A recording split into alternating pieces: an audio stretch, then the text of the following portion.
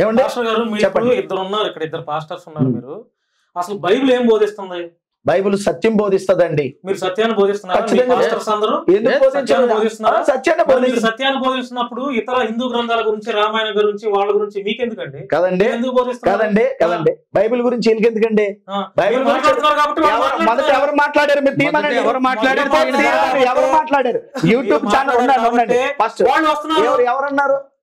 అలాగని ఇప్పుడు మేము మాట్లాడడం అని అన్నారు కదా, ఎవరి మీద ఎవరు వీడియోలు పెట్టారు మీరు చూడండి. రోజు ఎక్కడ జరిగాయి నాకు చూపించాలి. మీరు అన్నారు కదా మీరేమో వాళ్ళు ఎట్లా అంటారు, వీళ్ళేమో ఆ పాస్టర్ ఎట్లా అని చెప్పి వాళ్ళు పాస్టర్స్ మొత్తాన్ని టార్గెట్ చేస్తారు కదండి. మీరు ఒక మాట అడుగుతాను, భారతదేశం ఎవడు బాబు గారి సొత్తు?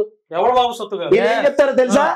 ఏమంటారు? మా హిందూ దేశం ఇది కాదని అనమనండి. అమర ప్రసాద్ గారు ఎన్నిసార్లు అన్నాడు ఆ నోటితో?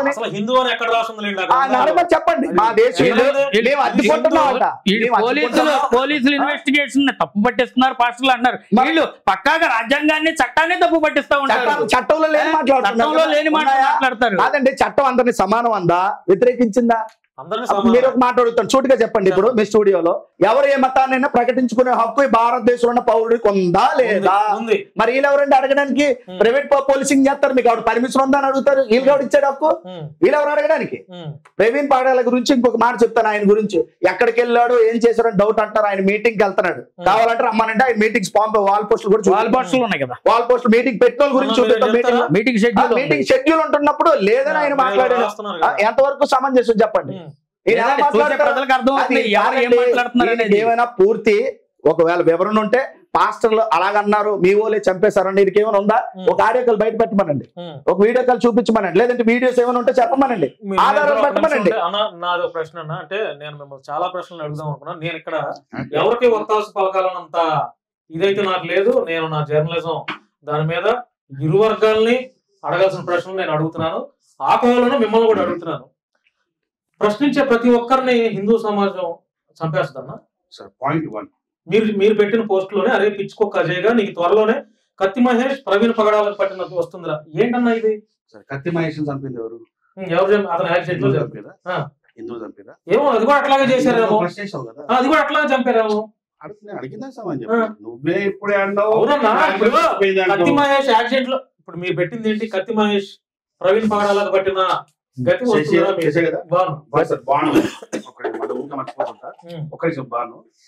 ఇప్పుడు నేను కత్తి మహేష్ చంపితే నువ్వు యాక్సిడెంట్ చనిపోయాను అన్న. హిందువులు చంపిరా అంటే కాదు, యాక్సిడెంట్ చనిపోయాను. నువ్వు మళ్ళీ ఏమంటున్నావు? మళ్ళీ మాట మార్చాలా? దీనికంటే ముందు ఒక ప్రశ్న అడిగా ఉన్నా, మళ్ళీ అరే పిచ్చి కుక్క అజయ్గా దానికంటే ముందు ఒక ప్రశ్న ఏమడిగాను అంటే ప్రశ్నించే ప్రతి ఒక్కరిని హిందువులు చంపుతారా అని. ప్రశ్నించింది ఎవరు? హిందువులు చంపింది ఎవరు చెప్పు. ఇప్పుడు ప్రవీణ్ పగడాల గారిని ఇప్పుడు చంపింది ఎవరు అంటారు? మరి చాలా మంది క్రైస్తవులందరూ హిందువులే. 100% పెట్టుకోవచ్చు, ఫేస్ చేస్తా 100%.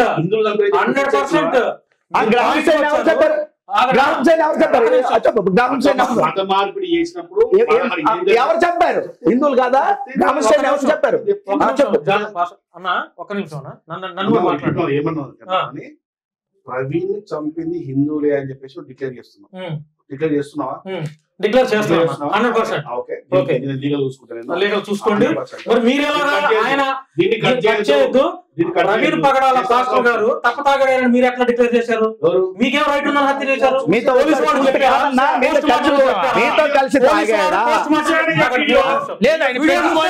కొట్టారేమో, ఆయన కొట్టారేమో,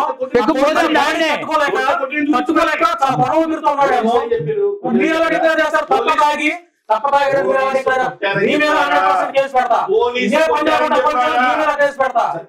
పెట్టండి. పోలీసు కొట్టారని చెప్పారా? పోలీసు కొట్టేదని చెప్పారా?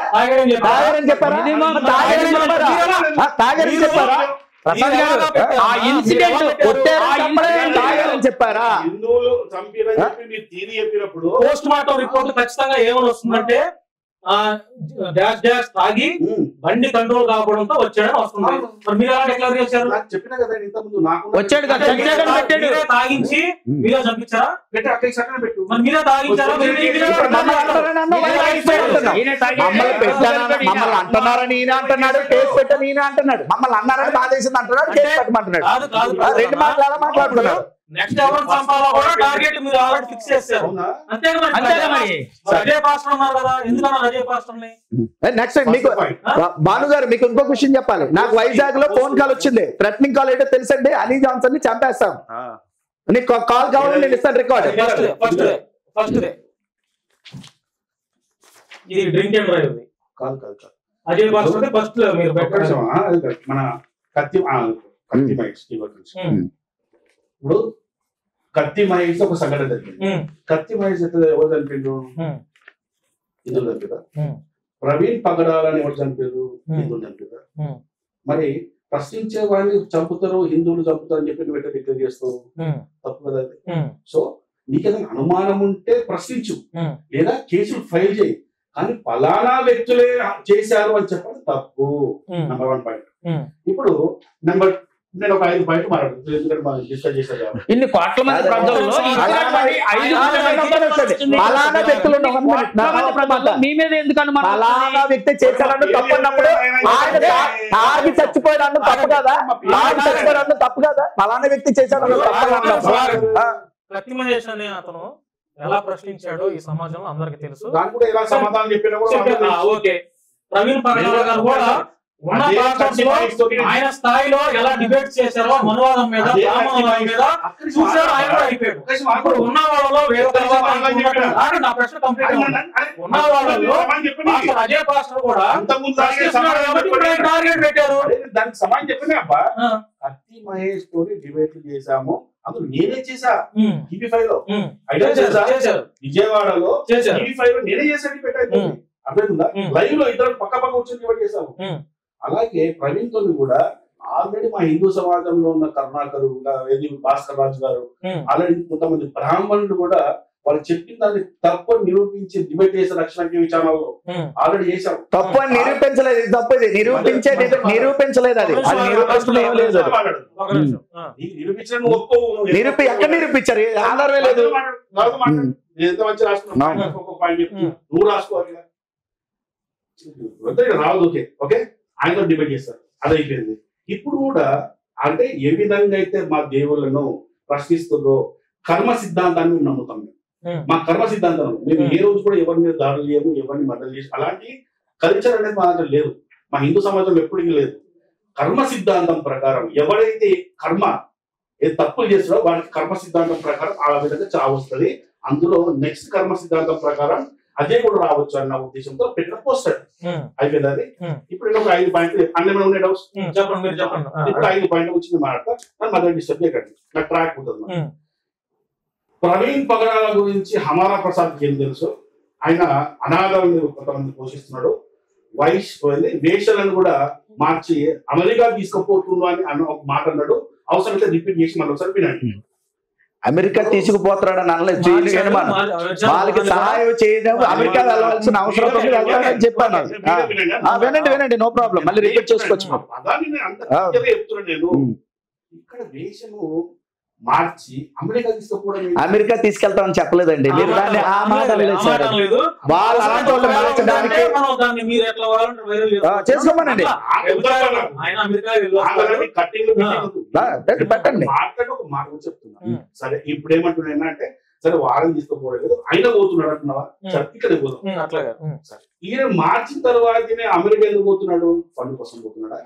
ఇక్కడ మతం మార్పులు చేసిన ఏమిటి? ఆయనకి ఐటీ కంపెనీలు ఉన్నాయి సార్, అక్కడ బిజినెస్ చూసుకోవడానికి వెళ్తాడు. ఇంటికి తెలియదు ఒకటి, మొత్తం డబ్బులు అంటే ఆయనకి ఐటీ కంపెనీలు ఉన్నాయి సార్. ఆయనకి చెప్పండి, ఈయనకి తెలియదు కదా, అయి ఉండొచ్చు ఆయనకి ఐటీ కంపెనీ. ఇప్పుడు ఆయన ఫండ్స్ కి వెళ్తున్నాడు, ఇవన్నీ ఆయనకు అవసరం లేదు. ఆయన ఐటీ కంపెనీలు ఉన్నాయి, ఆయన అడగకుండా స్వచ్ఛందంగా ఇచ్చిన వాళ్ళు ఉన్నారు ఆయనకి.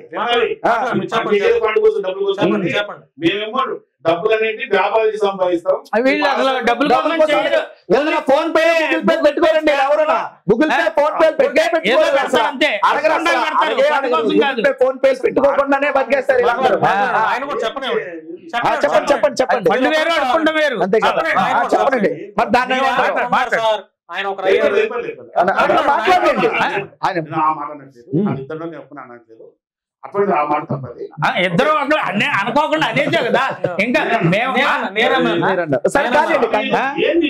మాట్లాడండి మాట్లాడండి మాట్లాడండి సార్, మాట్లాడండి మాట్లాడండి. సరే మాట్లాడండి, మీ పాయింట్ మాట్లాడండి. దేశాలు మార్చిండు, అమెరికా పోయిండు, దేనికి పోయిండు? పోలేదండి, వెళ్తాడు, ఇంకా వెళ్ళలేదు.